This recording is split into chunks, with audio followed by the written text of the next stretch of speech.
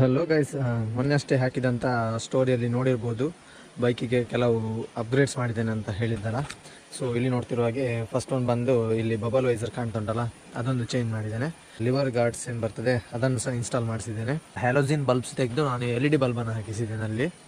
ಆಮೇಲೆ ಬೋಬೋ ಅವರದ್ದು water proof mobile holder ಹಾಕಿಸಿದ್ದೇನೆ.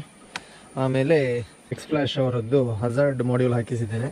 So ಅದನ್ನು ಆನ್ ಮಾಡಲಿಕ್ಕೆ ರೈಟ್ ಪ್ರೆಸ್ ಮಾಡಿದರೆ ಸೊ ಇಲ್ಲಿ ನೋಡ್ತಾ ಇರ್ಬೋದು ಬ್ಲಿಂಕ್ ಆಗ್ತಾ ಉಂಟಲ್ಲ. ಹಾಗೆಯೇ ಬೈಕಿದ್ದು ಲುಕ್ಸ್ ನೋಡ್ತಾ ಇರ್ಬೋದು ಯಾವ ಥರ ಕಾಣ್ತಾ ಉಂಟು ಹೇಳಿ.